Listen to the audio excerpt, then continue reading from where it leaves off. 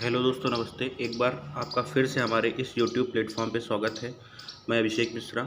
Now, मैंने आपको विगत जैसे यूपीएससी के सिलेबस के बारे में बताया था और मैं अब बताना चाहता हूँ कि मेंस का जो पेपर 2 होता है हमारा, इसका क्या क्या सिलेबस है, किस प्रकार से इसको पढ़ते हैं। तो इस पेपर 2 जो इसका जनरल स्टडीज़ का पेपर सेकंड आता है, इसमें governance, constitution, polity, social justice and international relations आता है। 4 से 5 टॉपिक इस के अंतर्गत हमारे आते हैं। गवर्नेंस क्या होता है, कॉन्स्टिट्यूशंस क्या होता है, इसके बारे में हम आपको विधिवत चीज़ें बताएंगे। गवर्नेंस का मतलब ही होता है शासन, कि शासन प्रणाली हमारी किस प्रकार से चलाई जाती है, शासन क्या होता है, इसके बारे में हम विधिवत जानेंगे। अगला आता है social justice and international relation, कि हमारा सामाजिक न्याय क्या है और हमारे इंटरनेशनल रिलेशंस क्या है, हमारे अलग अलग कंट्रीज़ के साथ क्या क्या रिलेशंस हैं, इनके बारे में हम विधिवत आपको बताएंगे। ये हमारा मेंस का पेपर होता है, इसलिए बहुत इंपॉर्टेंट हो जाता है कि हमें इसके टॉपिक्स पता होने चाहिए कि टॉपिक्स किस किस प्रकार से हैं और क्या क्या इसमें हैं। जब तक टॉपिक ही नहीं पता होंगे हमें, तो हम पता ही नहीं चल पाएगा क्या पढ़ना है हमें, क्या नहीं पढ़ना है। तो इसलिए सिलेबस को आपको मैंने पहले ही बताया था कि मल्टीपल टाइम्स आपको याद होना चाहिए कि सिलेबस क्या है आपका। और अब हम जानेंगे इसके बारे में। तो बात आती है इंडियन कॉन्स्टिट्यूशन। पहला टॉपिक आता है इंडियन कॉन्स्टिट्यूशन, हिस्ट्री अंडरपिनिंग, कि हमारी विरासत में क्या क्या चीज़ें रही हैं, पहले हमारे ब्रिटेन के साथ क्या संबंध रहे हैं, अमेरिका के साथ क्या संबंध रहे हैं, इनके बारे में जानेंगे। इवोल्यूशंस के बारे में जानेंगे, फीचर्स क्या हैं, अमेंडमेंट्स क्या हैं, क्या क्या हमारे संविधान संशोधन हुए हैं, सिग्निफिकेंट क्या हैं। जैसे अमेंडमेंट्स के बारे में आपको बता दें हम, 42nd अमेंडमेंट हुआ, 74 हुआ, 97th अमेंडमेंट हुआ, 91 हुआ, 103 लेटेस्ट में अमेंडमेंट हुआ था, जो हमारा ईडब्ल्यूएस को रिप्रेजेंट करता है। इसी तरीके से आगे प्रोविजंस के बारे में पढ़ेंगे एंड बेसिक स्ट्रक्चर्स क्या हैं, इनके बारे में चीज़ें जानेंगे। जब हम थोड़ा सा आगे बढ़ते हैं तो दूसरा पार्ट इसका आता है फंक्शंस एंड रिस्पॉन्सिबिलिटीज़ का, कि हमारी जो ऑर्गेनाइजेशंस हैं, ये जो भारतीय संविधान है, इसके क्या क्या फंक्शंस हैं, क्या इसकी रिस्पॉन्सिबिलिटीज़ हैं, और यूनियन और स्टेट के साथ इसके क्या रिलेशंस हैं, इन सब चीज़ों के बारे में विधिवत जानेंगे। ठीक, इसके बाद हम बात करते हैं आगे की। तो इशूज़ क्या आते हैं, कि जैसे भारतीय संविधान में काफ़ी बार जैसे हम अलग संविधान से कंपेयर करते हैं, जैसे अमेरिका का कुछ संविधान अलग होता है और ब्रिटेन का अलग होता है, तो उनसे जब कंपेयर करते हैं तो उसमें हमारे फीचर्स अलग अलग होते हैं, क्योंकि वहाँ पे कई बार जैसे चीज़ें चेंजमेंट होती है, वहाँ के अमेंडमेंट अलग होते हैं, वहाँ का प्रेसिडेंट का इलेक्शन अलग होता है, तो इन सब चीज़ों के बारे में बताते हैं। फेडरल स्ट्रक्चर क्या होता है, डेवलपमेंट क्या होते हैं, पावर्स क्या होते हैं, फाइनेंशियल अब क्या होते हैं, और लोकल्स लेवल्स क्या होते हैं, एंड चैलेंजेस कौन कौन से आते हैं, कि संविधान को आगे बढ़ने के लिए कौन कौन से वो डेवलपमेंटिक पावर्स होते हैं जिनके आगे हमें चैलेंजेस देखने को मिलते हैं, या फेडरल स्ट्रक्चर क्या होता है, ठीक, और या उनके इशूज़ क्या क्या आते हैं। ठीक, तो इनके बारे में हम पूरी तरीके से आपको बताएंगे। तो इसी सब चीज़ें के बारे में, अगर आप हो सके तो इसको एक कहीं पे सिलेबस को सेकंड पेपर डाल के नोट जरूर कर लीजिएगा, क्योंकि आपको आगे पढ़ने में क्या क्या आपको पढ़ना है ये आपको विधिवत पता होगा, और जब आपको सिलेबस पता होगा तो आप मल्टीपल टाइम्स रिवीजन कर सकते हैं। ठीक, तो वैसे ही जैसे कि पावर्स होते हैं, डिवोल्यूशंस ऑफ पावर्स क्या होते हैं, लोकल लेवल्स क्या आते हैं, तो इनके बारे में चीज़ें ये हैं।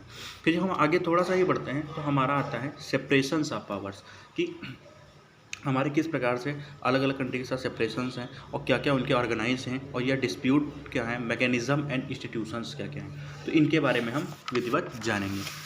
फिर आगे हम बढ़ते हैं, जो बहुत इंपॉर्टेंट क्वेश्चन हर बार यूपीएससी का सिलेबस आता ही आता है, ये क्वेश्चन, कि comparison of the Indian constitution scheme what that of other country, कि हमारे अदर जो कंट्री हैं उनके साथ क्या क्या रिलेशंस हैं, या उनके संविधान में या उनके कॉन्स्टिट्यूशन में और हमारे कॉन्स्टिट्यूशन में क्या क्या डिफरेंसेस हैं, और वो डिफरेंसेस क्यों हैं। ठीक, तो डिफरेंसेस इसलिए हमारे यहाँ हैं क्योंकि हमने अपने संविधान में अलग अलग जगह से सब चीज़ें ली हुई हैं, क्योंकि एक ही जगह पे हमने कहीं पे ये चीज़ तो है नहीं कि हमने एक ही जगह से ली हुई, हमने कोई चीज़ कनाडा से के लिए हुई, हमने जैसे डीपीएसपी हमने आयरलैंड से लिया हुआ है, साउथ अमेरिका से लिए हुए, तो ये सब चीज़ें हमने अलग अलग यूके से लिया हुआ है, यूएस से लिया हुआ है, तो इस तरीके से हमने अलग अलग चीज़ें ली हुई हैं, जिसमें डिफरेंसेस को लगातार हमारे क्या करते हैं, बताते रहते हैं। जब हम थोड़ा सा आगे बढ़ते हैं तो हमारा आता है parliament system and state legislatures.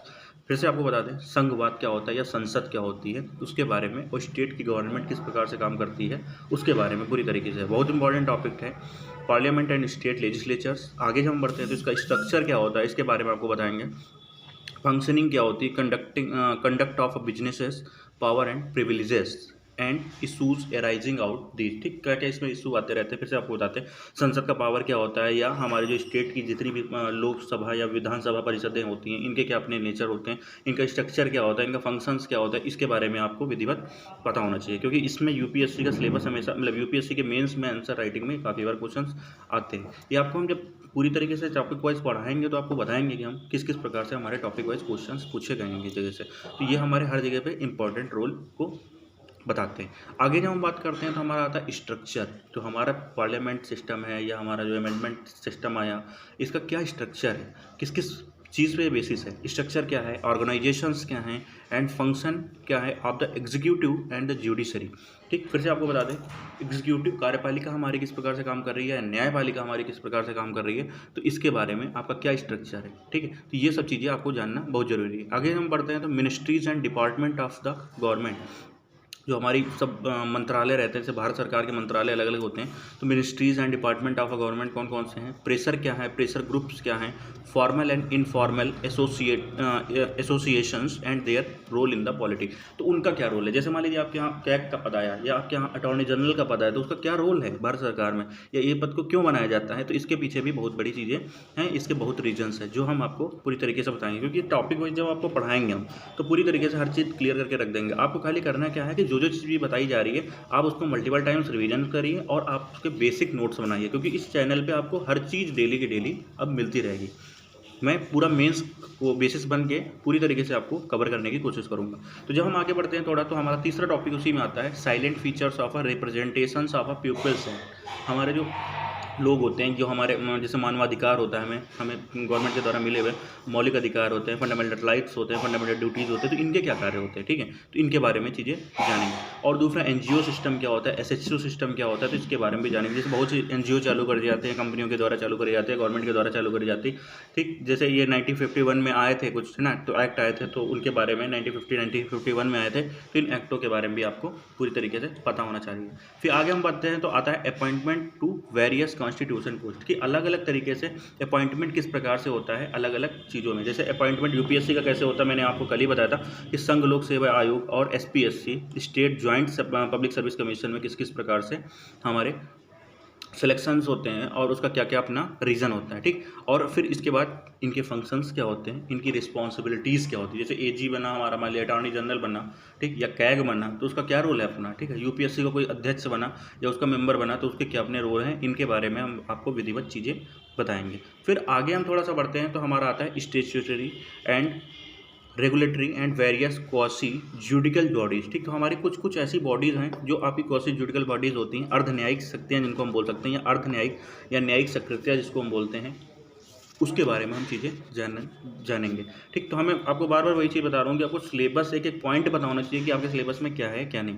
आपको जब सिलेबस विधिवत मल्टीपल टाइम्स पता होगा, then you will be put it and the multiple times, तब आपको तैयारी में मज़ा आएगा। ठीक है, तो इस तरीके से आपको चीज़ें विधिवत पता होना बहुत ज़रूरी है। बार बार आपसे ये चीज़ बता रहा हूँ।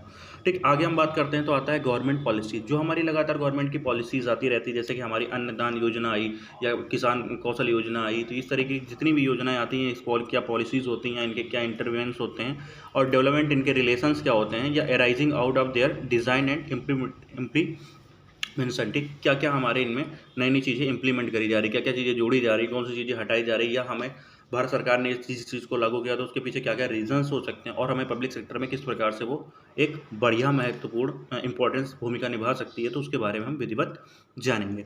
तो आगे हम जब बात करते हैं आपसे, तो अगला प्रोसेस आता है डेवलपमेंट प्रोसेस, कि हमारा जो भारत सरकार है किस किस प्रकार से डेवलपमेंट इंडस्ट्रीज़ में काम करती है। अब जैसे अभी मैंने आपको बताया कि रोल ऑफ एनजीओज़ क्या होते हैं, एसजीएस क्या होते हैं, तो यही सब चीज़ें आती है। ठीक है, वेरियस ग्रुप एंड एसोसिएशंस की बात करते हैं। ठीक, और इंस्टीट्यूशंस की बात करते हैं एंड अदर स्टेक होल्डर्स। ठीक है, तो वही चीज़ है कि एनजीओ क्या होते हैं, इनके क्या रिलेशंस होते हैं, या एनजीओज़ के द्वारा क्या क्या चीज़ें होती हैं, एसएचओज़ क्या होते हैं या एसएचजीज़ क्या होती हैं। तो ये सब डोनर काफ़ी चीज़ें होती हैं। ठीक, जो गवर्नमेंट की पॉलिसीज़ होती हैं उनके क्या रूल्स होते हैं, ये कब चालू करी जाती हैं। ठीक है, तो इनके बारे में आपको जानना बहुत ज़रूरी है। इंस्टीट्यूशंस क्या होते हैं, ठीक, तो इनके बारे में जानना जरूरी होता है। फिर इसके बाद जब हम आगे बढ़ते हैं थोड़ा, तो हमारी आती है वेलफेयर स्टेट्स। जैसे वेलफेयर स्कीम्स आती हैं, कुछ कुछ ऐसी स्कीम्स आती हैं जो गरीबों के लिए होती हैं या पॉवर्टी के लिए होती हैं, जैसे पुअर फैमिली है तो उनके लिए होती हैं। जैसे काफ़ी बार किसान क्रेडिट कार्ड वगैरह चलता था, इनके बिल माफ़ कर दिए जाते, तो उनके जुड़ी हुई काफ़ी स्कीमें आती हैं। तो इसीलिए मैं बता रहा हूँ आपको टॉपिक, इसलिए मैं बता रहा हूँ कि टॉपिक जब आपको पता होंगे तो आप इंटरव्यू कर पाएंगे कि कैसे हमें करंट से कोरिलेट करना है। ठीक, क्योंकि 99% जो पूरा भूमिका आती है वो लगभग करंट से रिलेटेड आता है। कोई भी टॉपिक है नया आएगा जाके तो करंट से उसको जुड़ा हुआ है। जैसे परफॉर्मेंस ऑफ दीज स्कीम्स पूछा गया, या मैकेनिज्म ऑफ लॉस पूछेगा, इंस्टीट्यूशन ऑफ बॉडीज कॉन्स्टिट्यूट, ये सब